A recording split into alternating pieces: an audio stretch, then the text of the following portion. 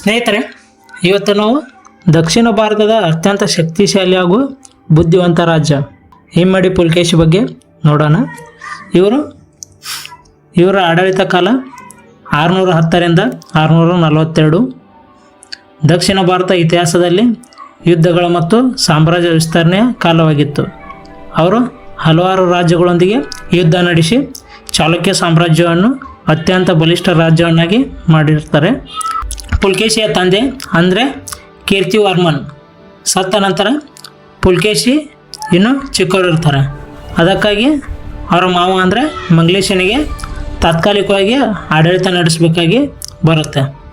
ಆದರೆ ಮಂಗ್ಲೇಶ ಏನು ಮಾಡ್ತಾನಪ್ಪ ಅಂದರೆ ತನ್ನ ಮಗನಿಗೆ ರಾಜತ್ವ ನೀಡಬೇಕಂತೇಳಿ ಅವನು ಇಚ್ಛೆ ಇರುತ್ತೆ.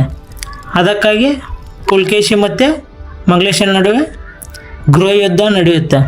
ಅದರಲ್ಲಿ ಪುಲಕೇಶಿ ಮತ್ತು ಮಂಗ್ಲೇಶ ಯುದ್ಧ ಆಡಬೇಕಾದ್ರೆ ಪುಲಕೇಶಿ ಜಯ ಆಗುತ್ತೆ. ಕ್ರಿಸ್ತಶಕ 610ರಲ್ಲಿ ಪುಲಕೇಶಿ ಚಾಲುಕ್ಯ ಸಾಮ್ರಾಜ್ಯದ ರಾಜ ಆಗ್ತಾರೆ. ಈ ಯುದ್ಧವು ಪುಲಕೇಶಿ ರಾಜಕೀಯ ಜೀವನದ ಆರಂಭವಾಗುತ್ತದೆ. ಇದ ನಂತರ ಕದಂಬ ವಂಶದ ರಾಜರು ಬನವಾಸಿ ಪ್ರದೇಶದಲ್ಲಿ ಬಲಿಷ್ಠರಾಗಿರ್ತಾರೆ. ಪುಲಕೇಶಿ ತನ್ನ ಸೇನೆಯೊಂದಿಗೆ ಕದಂಬ ರಾಜ್ಯದ ಮೇಲೆ ದಾಳಿ ನಡೆಸ್ತಾರೆ.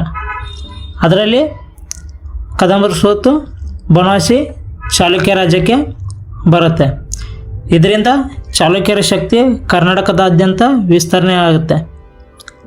ನಂತರ ಗಂಗರ ಮೇಲೆ ಯುದ್ಧ ಮಾಡ್ತಾರೆ, ಅಂದರೆ ಮೈಸೂರು ಪ್ರದೇಶದಲ್ಲಿ.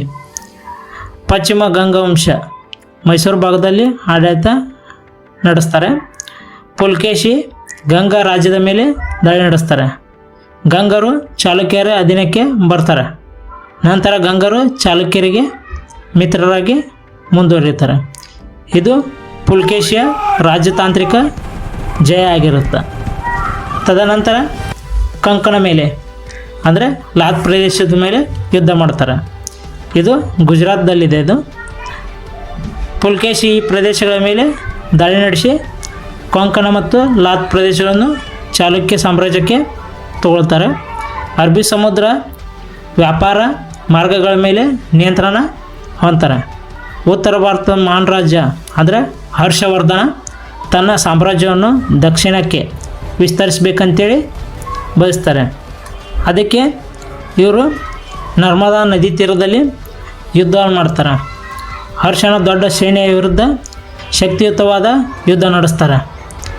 ಹರ್ಷವರ್ಧನ ಅದರಲ್ಲಿ ಸೋಲ್ತಾರೆ. ನರ್ಮದಾ ನದಿ ಉತ್ತರ ಮತ್ತು ದಕ್ಷಿಣ ಭಾರತದ ಗಡಿಯಾಗುತ್ತೆ. ಈ ಯುದ್ಧದಲ್ಲಿ ಪುಲಕೇಶಿಗೆ ಪರಮೇಶ್ವರ ಅಂತ ಬಿರುದು ಕೂಡ ದೊರೆಯುತ್ತೆ. ಇದರಲ್ಲಿ ಉತ್ತರ ಭಾರತವನ್ನು ಪುಲಕೇಶಿ ಗೆದ್ದರೂ ಕೂಡ ಹರ್ಷವರ್ಧನ್ಗೆ ಬಿಟ್ಕೊಡ್ತಾರೆ. ದಕ್ಷಿಣ ಪತೇಶ್ವರ ಅಂತೇಳಿ ಇವರಿಗೆ ಪರಮೇಶ್ವರ ಅಂತಲೂ ಬಿರುದು ಬರುತ್ತೆ. ನೆಕ್ಸ್ಟ್ ಇವರು ಪಲ್ಲವರ ಜೊತೆಗೂ ಯುದ್ಧ ಮಾಡ್ತಾರೆ. ಪುಲಕೇಶಿ ಮಹೇಂದ್ರ ವರ್ಮನ ಸೋಲಿಸ್ತಾರೆ.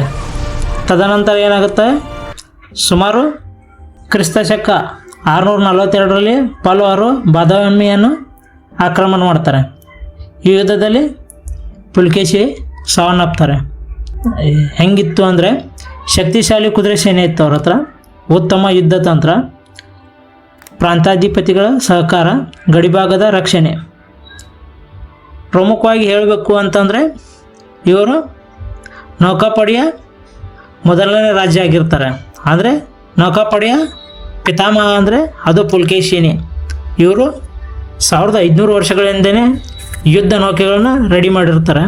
ಆದರೆ ಇದು ಯಾವುದೇ ಗೂಗಲಲ್ಲಿ ಇಲ್ಲ, ಎದರಲ್ಲೂ ಇಲ್ಲ. ಬಟ್ ಇರೋದು ಮಾತ್ರ ಛತ್ರಪತಿ ಶಿವಾಜಿ ಮಹಾರಾಜವರ ಪಿತಾಮಹ ಅಂತಲೇ ಕರೀತಾರೆ. ಬಟ್ ಅದರಲ್ಲಿ ಇರೋದು ಪುಲಕೇಶಿ ಮುಂಚೆನೇ ಈ ಕಾರ್ಯವನ್ನು ಮಾಡಿರ್ತಾರೆ.